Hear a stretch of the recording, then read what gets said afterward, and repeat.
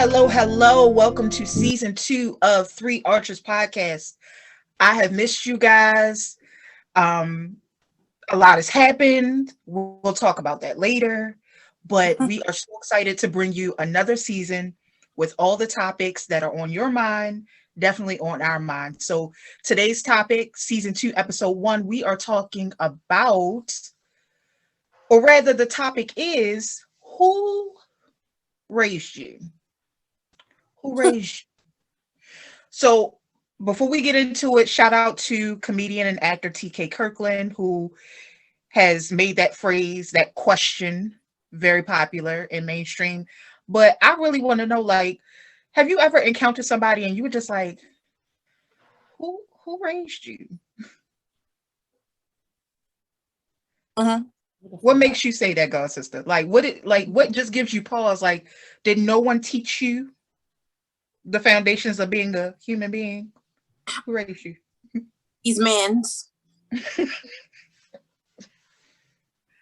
All the men's, or like not all the men's. Just I feel like I be saying the same stuff every episode, but it every time I'm on some type of social media, the stuff that they post and the stuff that they say, like it's like now it's like this narrative of women having to prove themselves. We have to prove ourselves to be worthy of a date now. Now we can't even get yes, this is the new thing. This is the new thing that made me say who raised them, because I don't know what they talking about. We gotta go half on a first date. Or we gotta pay. So who said that? I didn't see that. Who said that? It's just I'm seeing a lot of men posting this. Oh. Or you know, like topics, and then you know how things kind of go off topic, and you all up in the comments, and I've just been seeing a lot of men that I'm not wasting my money on no first date, and it might not go nowhere. So we gonna either go half or go Dutch or impress me. I saw one dude write, "I'm the prize." Oh, I said, "Oh, well, I'll just pull out the chair for him and walk on the outside of the street too while we at it, because him saying he the prize, stuff like that." I just be like, who raised y'all? Was it your mother? It had to be. But again, like I said before, in these cases, I think they were raised by single mothers that they saw no man do anything for. That's so when that's gonna be problematic for me. That's deep. Listen, every time I see it, my stomach like turns, but it is very popular to see. And if there is a man that stands up and say, "What?" They call him a simp. Absolutely. Yep. I was just on TikTok earlier, and there's a clip of 50 Cent on, I forgot whose late night show, but he asked him who should pay for the date, and 50 Cent said whoever asked to go on a date. Now I don't have an issue with that, because if you're asking a guy out, which I'm not about to, you should pay for the date. Like, you asked him, you should pay for the date. So this guy in the comments said, "I believe a man should pay regardless of who asks." They jumped in his tail, called him all kinds of sense. I said, for me, I mean, I'm not asking a guy out, but if I asked him out, I would pay for the date, right? I'm not asking a man out. And I have. I've taken my male friends out to celebrate. They still picked up the check. But understand that my notion of whoever asks is just like what's proper. But men are not going to allow that to happen. Nope. I have never gone out with my homeboys and went Dutch. And I'm clearly not spreading my legs for them, but the caliber of men they pick up the tab. So, who raised y'all? Bingo. And why are y'all raising them this way? So Bingo. I often say, and I know you probably have both heard me say this, like when I see behaviors that are questionable like this, that make you question your upbringing, like what's your foundation? Why is it so shaky? Why don't you know any better? I always kind of say, oh, well, it's because they don't have no grandmas. They don't have no grandmas. Because that man who said that, he was the prize and, you were lucky to find him, had he had a good, strong grandma, because good, strong grandmas are good Christian women, she would have told him, a man that findeth a wife findeth a good thing. Like, she's your good thing. That's not how that works. And so, I just feel like it has a lot to do with, I say grandmas, but it's really the village and the community and just showing our young people, what's appropriate and what's etiquette.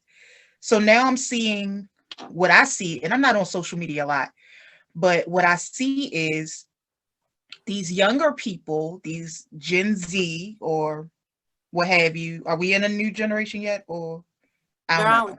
No, that was So I think it's the Gen Z. They're just missing out on a lot of the things that we just all were taught as a young person. And it's not even that they are making a choice, because sometimes I make a choice that doesn't appear that I was raised, but I also give a disclaimer that yes, I was raised. I know better. I just made a decision. Mm-hmm. They just don't have it at all. Mm-hmm. So, you know me, solutions. How do we reach these mostly men, but I'm sure there are women out there too, who for whatever reason don't have this strong foundation. It was wolves or maybe single mother. I don't know. They weren't raised. Fall on the women to a degree, because the only way they can navigate like that is if there are women accepting that behavior. So like, and so many, the internet is buzzing about how women do not take accountability, but I am going to lean to the side of women need to be accountable here. If you let him, he will absolutely do the least. If you are allowing him not to stand up, be a man, be a provider, be a strong male, be the head, why would he? That's true. So when you were talking about, going out to eat, and I think it is appropriate if you ask somebody, male or female, if you ask somebody, right, you should be prepared. They may not let you, right, because of their manhood, but you should be prepared to take care of that. I'm not mature enough. I wasn't going to acknowledge it, but then you laughed. Oh my God. I'm not mature. We know that I'm not mature enough. So I was saying that you should be prepared, but it's just the caliber of person that you are that they won't allow that, right? But that's for male or female. It's just what you understand. So that man that wouldn't allow you to pay because of the standards of him being a man, the way that he was raised. Right. I've had relationship or friendships with guys who, again, not spreading my legs for, but he's a man. So it's just certain things he's not going to allow. So how do we get the message across to our fellow women that, okay, sis, this is not what we're going to allow? Because it seems like that's where the change starts. I think it boils down to self-worth, because some of these women are so desperate to have a man that they accept subpar anything. So, when you're comfortable with yourself, that loneliness happens. Don't let anybody fool you into believing that loneliness only happens when you're not secure with yourself, because that's a lie. We are designed to be social creatures. But if you are comfortable with yourself, if you understand your self-worth, you're not going to accept some man not even doing the minimum for you. Because you are the prize. And like Anika said, you know, he's responding for white kind of a good thing. And we are winning heavily out here as independent women, white or black. We're out here winning. We're entrepreneurs, we're mothers, we are doing girl trips, big, paying for $1,000 birthday dinners. We can do it ourselves. So when you're interacting with a boss, Miss, you the prize. Whether he's bossed up or not, that means you're adding to the bag. We are absolutely the prize. The question is, when are y'all gonna get the memo? Stop letting them tell Hashtag big facts. Like big facts. Because what the issue really is, ladies, let me tell you why y'all still single. Let me tell y'all why y'all really can't find good men, right? Because the men approaching you aren't good men. So when you find that you're bossed up and these men are backing off of you, it's because they aren't men in the first place. And your positioning intimidates them because you're the queen and they're the pawn. That's why you're having a hard time out here in this dating pool. Hello. Okay. So we playing chestnut checkers. You can't come all day. Go where you belong. Hey. It seemed like it ain't nothing turning up because you in a place where you don't even belong. Don't. Big facts. Don't. You just simply don't belong there. And that's okay. Get a big that's fish okay. into the pond. I think we sometimes make people feel like, I have seen people accept that because society, social media, everything that we see, everything that's fed to us says that this is where it's supposed to be at. I'll use myself as an example. I'm not a hugely social person. I never have been. But when I do go out, my out of choice is not the club. I know that society says, oh, this is what a good time is.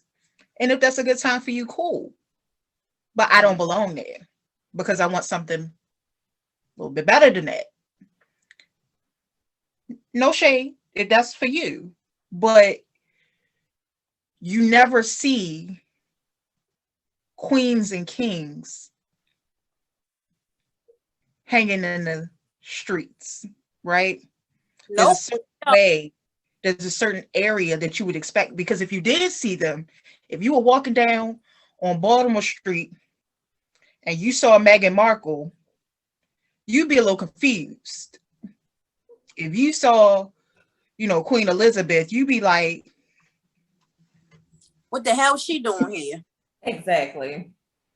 Because it's out of character, it's out of element, it's not their natural environment. Same way we're here in Maryland.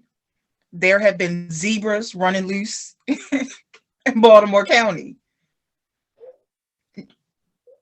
Zebras. They don't belong. You're looking like, why the hell are they here?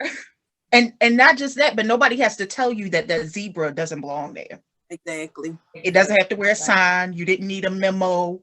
You saw it and immediately recognized it was out of its habitat. Absolutely.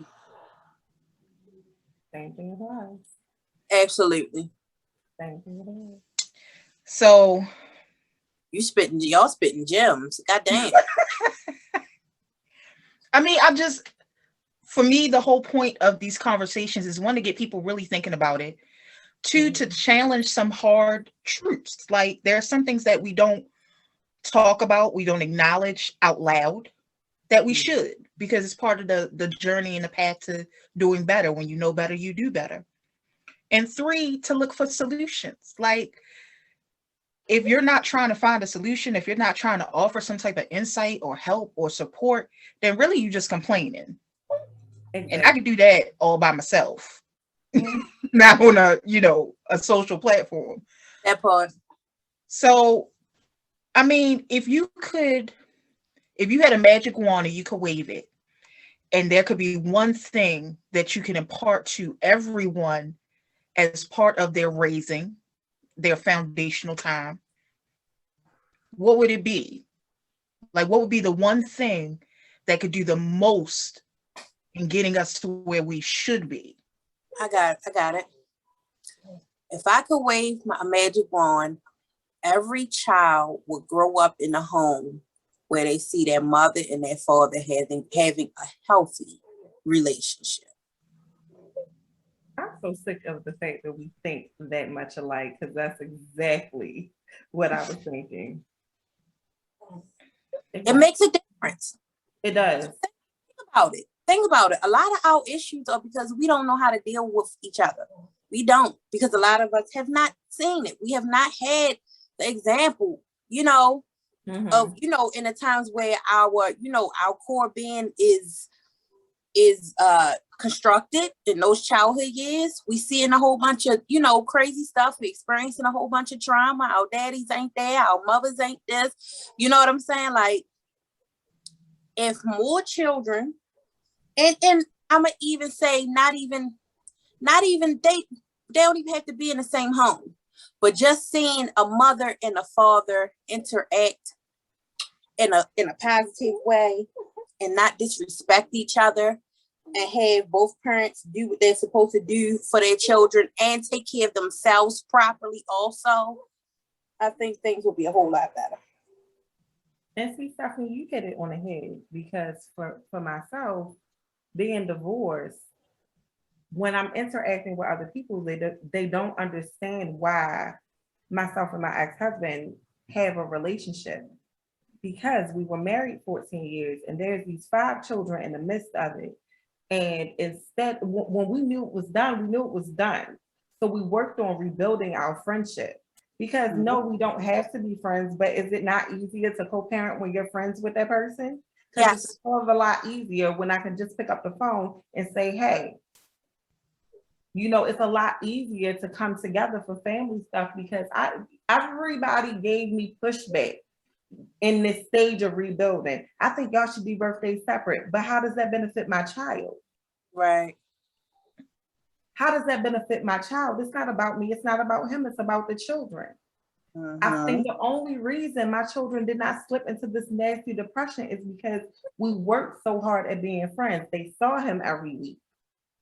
He would just pop in and do homework with them. Christmas morning, he made sure he was there early enough that we were setting up for the kid. It's important for these children to see healthy relationships, no matter how they come into play.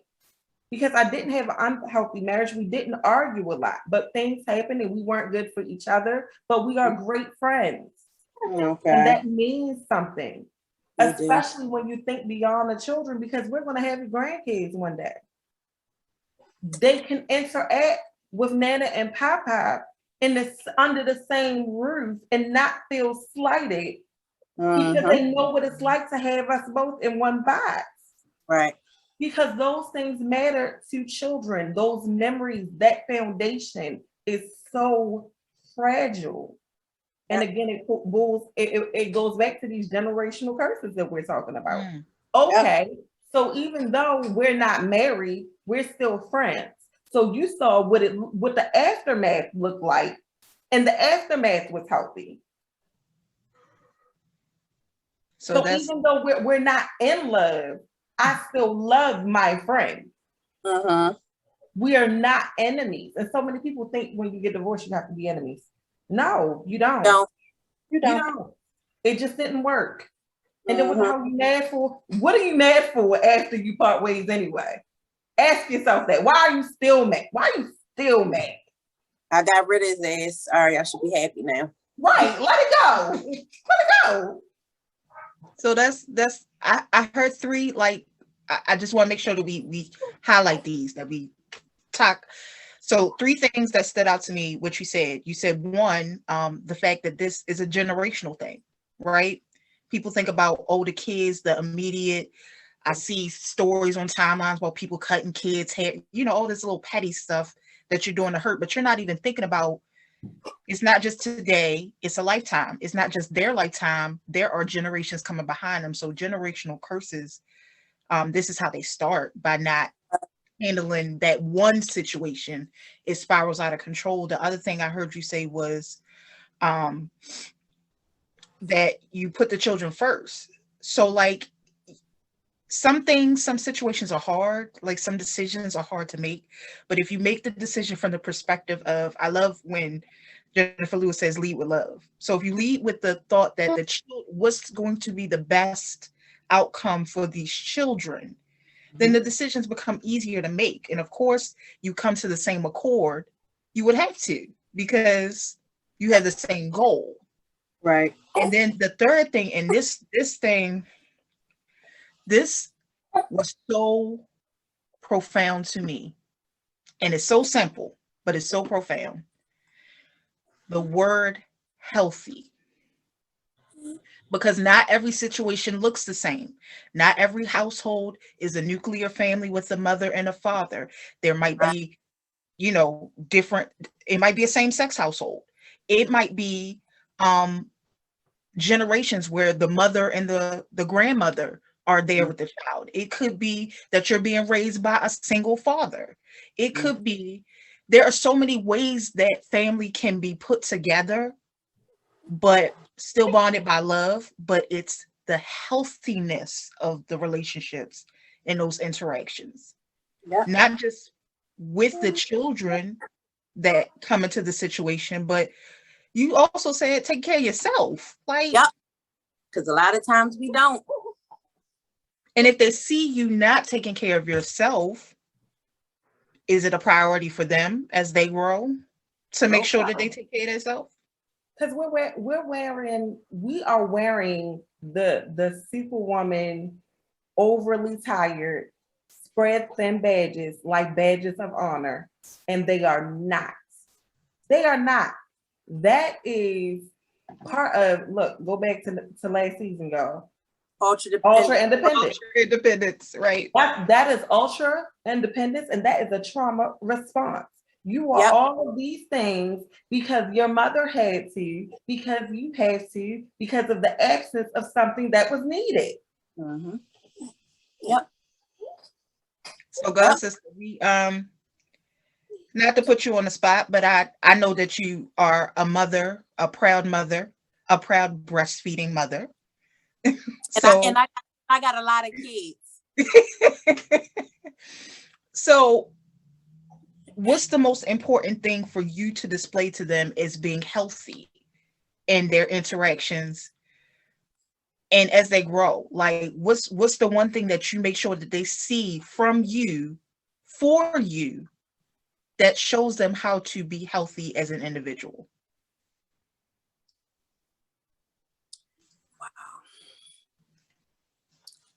Hold on, because this one is kind of tough, because my relationships with each of my children is different. We got all of us got different things going on, in different situations.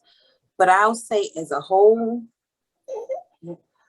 I show them that mama got to have a life too. I love them and they know that. You know what I'm saying? I do for them and they know that. Anything they want, I do. But when it come time for me to do me, when it come time for me to have my spades night at the house, when it come time for me, every now and again, when I feel like I want my long Cardi B nails or whatever it is I feel like doing at that time that makes me feel good, they know that that's what I'm doing. And better not nobody question it, because I take care of all y'all. That's a big part of me being able to take care of y'all is, again, me being able to take care of myself. A lot of Black women, because I can only speak on that because I'm a Black woman and what I see in my own community. I see a lot of Black women, like, it's like they feel like there's something wrong with caring about themselves. It's like when they have children, it's like, it's all about my kids. No, it's not.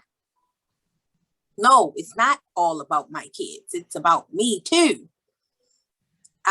You cannot be a good mother if you are not good to yourself. Period. And that's what a lot of mothers need to understand. You can buy your kids the world, you can take them there, but if you are sad, you're a sad mother. Period. You got to have some happiness about yourself somewhere, where, wherever that is, in a healthy way. Not, dragging yourself to the gutter, but you get what I'm saying? Like, and I think that's the biggest thing I try to teach them is, self-preservation. Put yourself first in all situations, relationships, children. Put yourself first. If you do not, you're going to get yourself into trouble every time.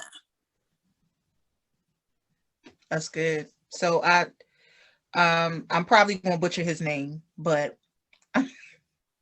Toby Nwigwe, rapper. Try Jesus, Not Me. One of my favorite. Oh, okay. Always pumps. His wife, Fat, works with him, if you've ever seen it. But his wife did an interview when they were talking about their household dynamic. He's a big star. They had this career. They had this household. They have multiple children. I don't know exactly how many, but they have a full household. And they were asking her, about the transition to doing so much. And she said, well, our household structure is God, Toby, me, then the children. Absolutely. And it makes it very simple. Yep. It's always going to go in that order. Yep. They have their time. They have their time. And I see this debate all the time, all over social media. Who come first, the husband or the kids, and this and that. In a household, it's a natural order. It's a natural order. It's a natural order. We ain't even got to sit up here and say, because if my child need this, then no. A man is not going to put his superficial needs, his superficial wants, in front of absolute needs of his children. So we don't even got to speak about that. We talking about the order of the household. The kids is God, man, woman, children. Period. But that's why it's broken, Stephanie. Huh? That's why it's broken. Because the debate exists. You understand what I'm saying? That's why it's broken. People keep saying there are no good men. Y'all get good men. And then you don't prioritize it. Like Stephanie said, the natural order of things. God, man, woman, children. Then if you do survive getting the children out of the house, y'all get together and y'all don't know each other. Do you know why that happened? Because you woke up your kids, nurse your marriage in the years of raising your family. So when these children get out of the house, you are now married to a stranger. That's what happened. It's not that he don't love you anymore. It's not that you don't love him anymore. Just like plants, your marriage has to grow. You have to water it. You have to date. You have to talk. You have to, if you're not the same person, because you're not, you better not be. You have to spend each day learning your partner again. Because if you don't, bye-bye. Goodbye. Once them kids gone, you ain't gonna know what the hell to do. I done seen it time and time and time again. And when them kids go, what they do? They go when they do their own thing, they make their own families and they do their own thing. And you be where you at. Right. Okay. It wasn't designed. God didn't design this thing to be the children be with us forever. I know. He gave you a mate to procreate, to raise, to set forth in the world to be fruitful so that they can produce and be fruitful. They're not staying at home, y'all. So this whole notion of putting the children first, why? For what? And I say this jokingly, they're not gonna care about you anyway. They go off, they do their own thing. They grow. If you did your job right, they happily fly the nest and they do it well. If we do our jobs right, They just go. Mm-hmm. And we just watch. Do that with your mate. Our own lives. Right. So what you're saying is it's a set time to raise you in a set way, the natural order. And when I'm done raising you, and I ain't rushing you. Wings. And I ain't rushing you. I'm never gonna rush you. But when the time is right, you go and you do you. You know, like that's a good point. That's a good point because you said you're not rushing them. Raising is not set at 18. It's not. That's my who raised you, Anika. That's my who raised you. Who raised you people these kids that push your children out at 18? Yes, just because they 18, they done. Yeah, right. Who raised you? Who told you that was okay? I see it. There go a huge primarily though. Yeah, that's a in the generational African American community. When you talk to people, so people I've interacted with, I work with, whatever have you, who are from other descent. So they're either African or Greek or Indian, Dubai, whatever, Hispanic, from all Spanish companies, Latin. They don't have that same mentality. They a lot of times would forbid or laugh at a child who's like, oh, I think I'm gonna move. Are you getting married? Are you buying a house? Are you going to college? And even if we close enough, you staying home while you go to college. Where you going? Where you going? I think it was because they know an 18-year-old is still a child. Absolutely. Because I want to say like 5 years ago, I read an article about college graduates going back home and doing their graduate programs. They were going back home, saving money, and buying houses and skipping the rent thing.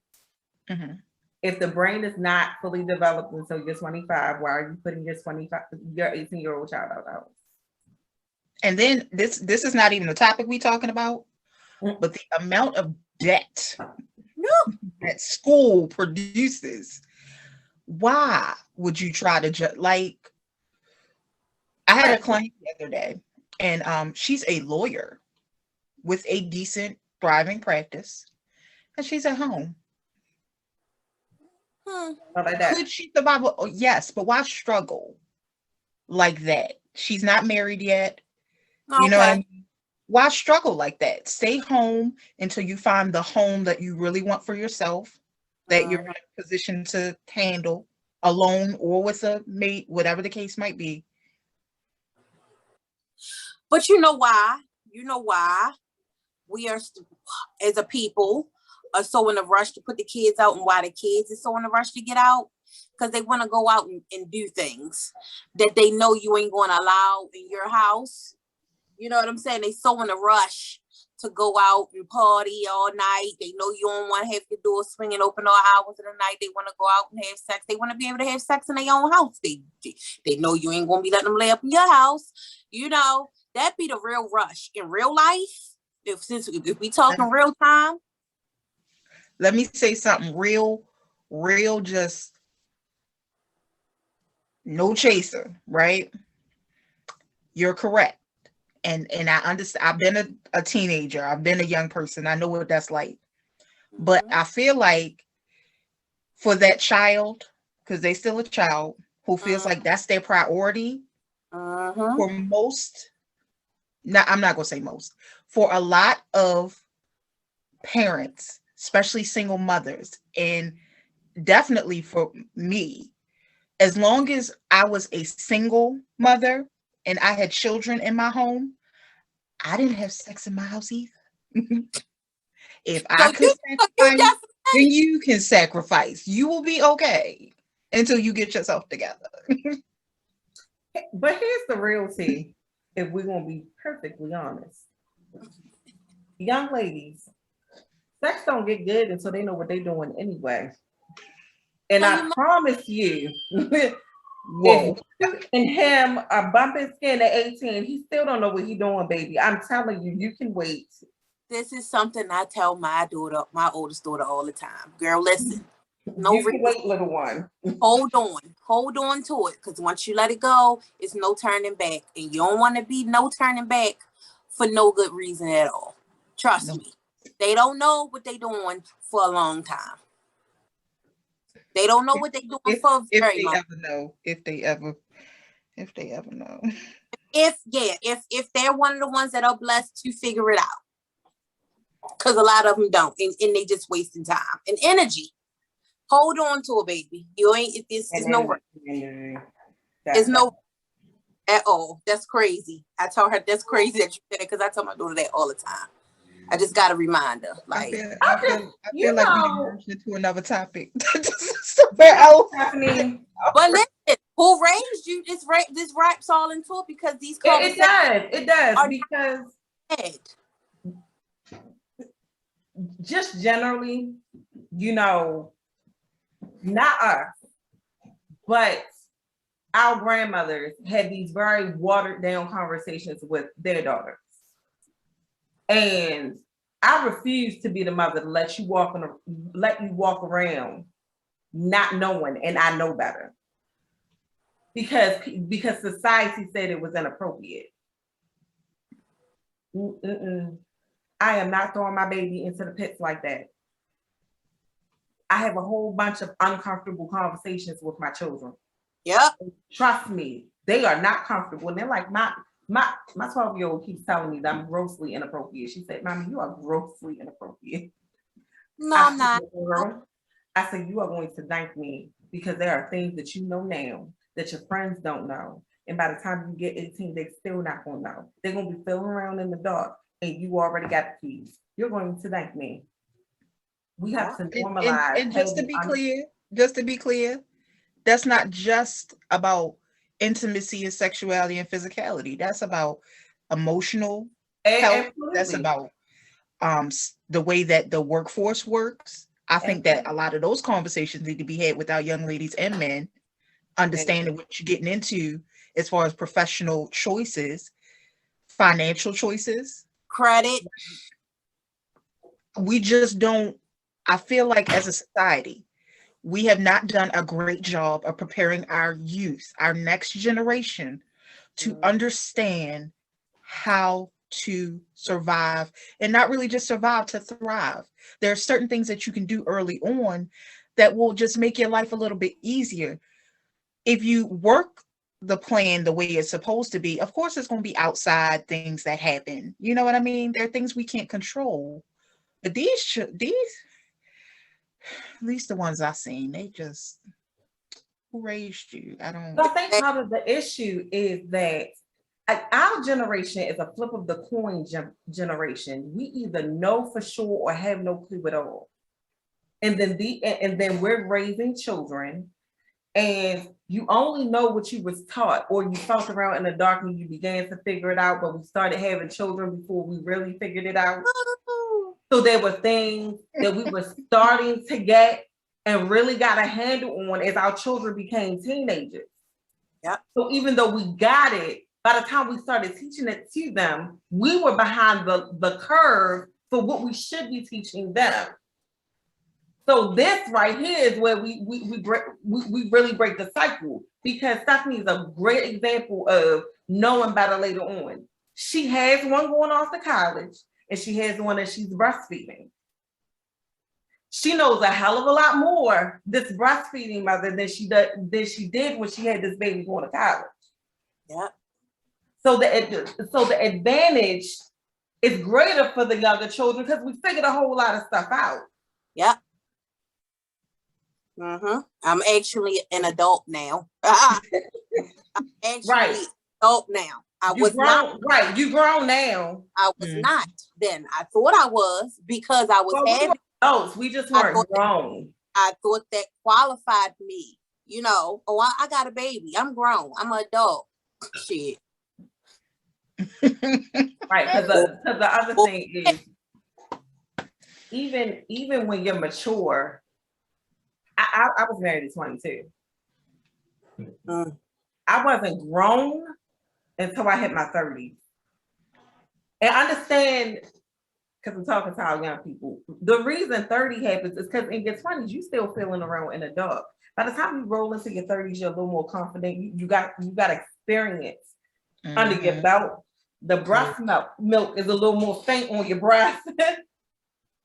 Life has happened to you. You can pull from real life experiences, and that's what makes you grown. Yeah, it's not the ability to turn the key in your door, because that's what our parents used to tell us: if you're grown, with your own. But you still dumb. You just dumb with responsibility. exactly. Ain't got a lick of wisdom, and that's what gets you through. Wisdom, right? And wisdom only happens with time. Yep. Time and experience are the only things that will grant you wisdom. There's no cheat code for that. Yep. Ooh, Lord. Ain't no cheat codes. Who raised you? Right. There's no cheat codes. Right. Because just like you said, we have that perception that if your body parts work, you grown. If you can turn the key on your own place, you're grown. Mm-hmm. If you know a little bit or got a little bit of money in the bank, you grown. Mm-hmm. I had all of that by 16, 17 years old. I was not grown. You're just productively adulting at that point. I was productively adulting. I had a place of my own. I had a vehicle. I paid my own bill.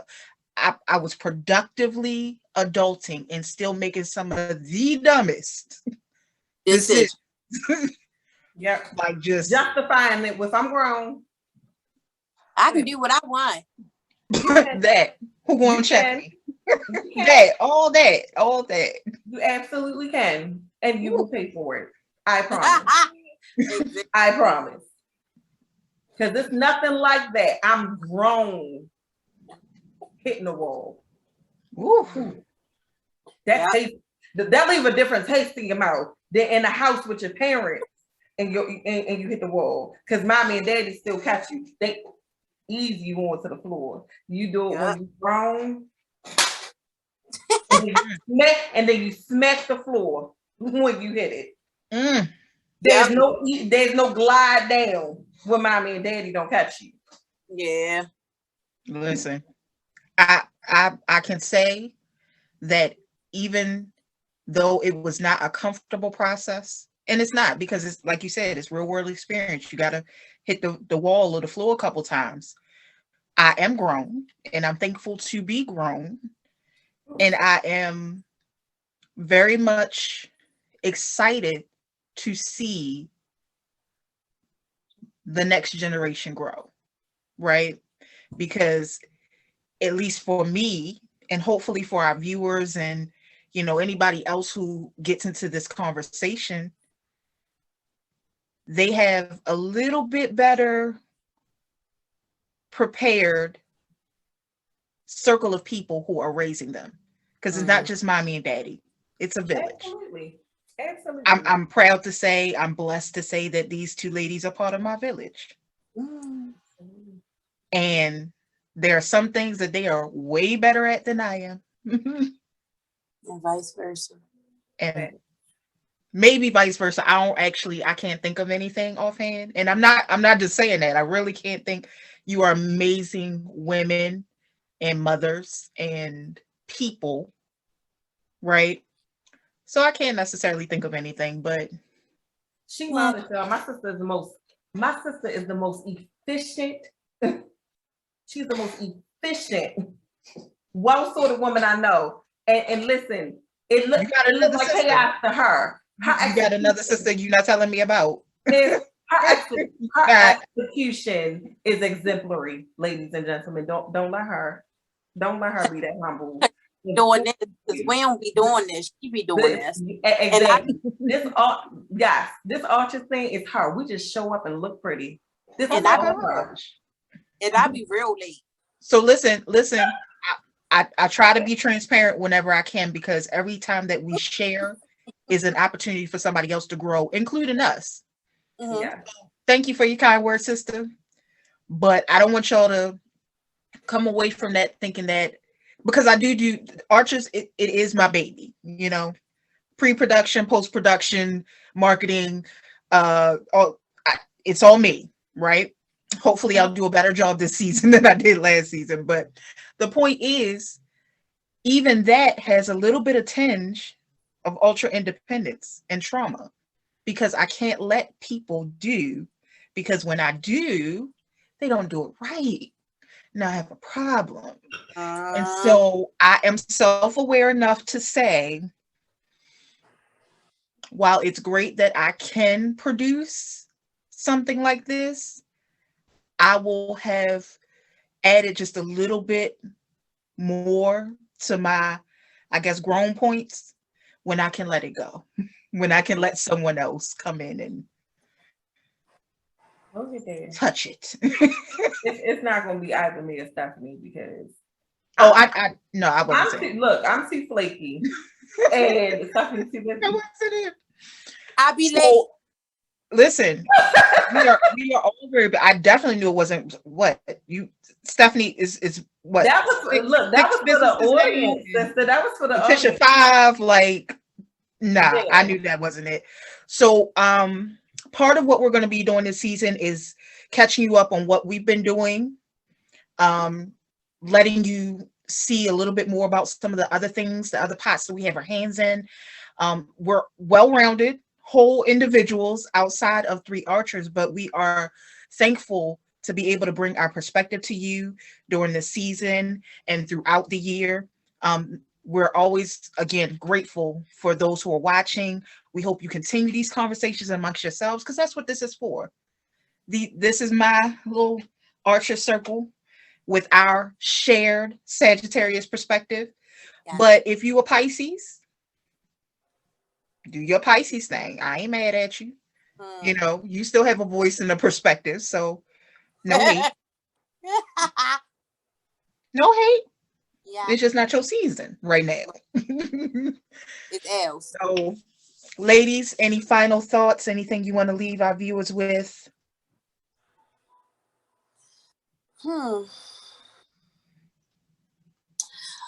I'll say this.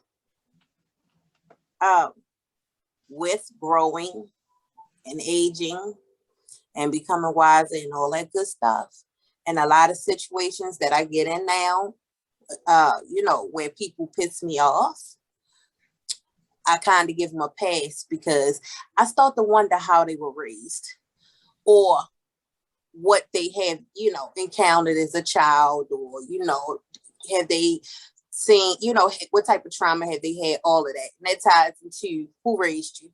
Because a lot of that, a lot of our behaviors are, trauma responses. So I will say that, like, before you straight jump down somebody's throat, give it a thought. Give it a little thought, I don't like the saying benefit of the doubt. I don't give those. I do try to understand that everybody came from somewhere, Yeah, that's it. Right. So giving a little bit of grace, because we don't know all your traumas and triggers. We don't know. Yep. We don't know what you've been through. So yeah, that's good. I like it.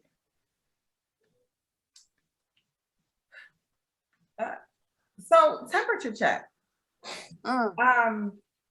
I've had to do a lot of that this week. I've had to check my temperature, and a lot of this week it's been me. It's really been a Letitia issue, and you need to make sure that you are self-aware enough to know when it's really you setting the fires. Because I've been setting stuff ablaze all week. I've been aware that I'm setting things ablaze, so I had to put myself in time out right before we started this. Temperature check, make sure you know what you're putting out. Make sure that you're representing yourself as best as possible at all times. Because at the end of the day, the only thing that you can account for is how you act and how you react. So self-awareness is always, always needed. It's a good one. Yeah, I like that. And so this week, sister, you're absolutely right. I've heard several times throughout the week, it's me. It's me. It's me. I was a jerk all week. It was definitely me. I need a hug or something. I don't know what's wrong with me. Oh. I did. It's okay. So being self-aware is one of the best things that could have happened to me. And I've always been self-aware to a certain point, but as you get older, you start to know yourself better and better and better. And yeah, just being able to say, hey, this is who I am. This is how and why I react to certain things. And this is what I'm going to do to alter that reaction if it's not a positive one. Right? So I think with, talking about who raised you, I also want to make sure that we are expressing to people that despite whatever traumas and triggers, you can overcome them, but you also have to take responsibility for when it's you. When it's you. So being self-aware and doing the temperature checks, and if you're not sure, one of the first things I do, I'll say, okay, this happened. Is it me? That's the first. Okay, sister, what about this? Am I tripping? Is it me? I'm always checking me first. And then I'm address what's going on out there. So I can say that I'm thankful for the people who helped to raise me, because every piece of your story, every part of your journey brings you to where you are. Don't feel like any destination has to be a final one. Right. This journey is cradle to the grave. Yep. Everybody has time to grow and evolve. The expiration date has passed on your childhood trauma. You can choose to do better and be better. You can choose to share light and positivity instead of sharing the traumas that you had and passing them on to someone else. So, I mean, if you need help, find a Sagittarius. We're going to have to get a directory, the nearest Sagittarius to you. We can help you. Find your nearest Sagittarius. All right. So again, thank you. It's been great conversation as always. And we will see you next time here on Three Archers Podcast. Have a good one. Bye.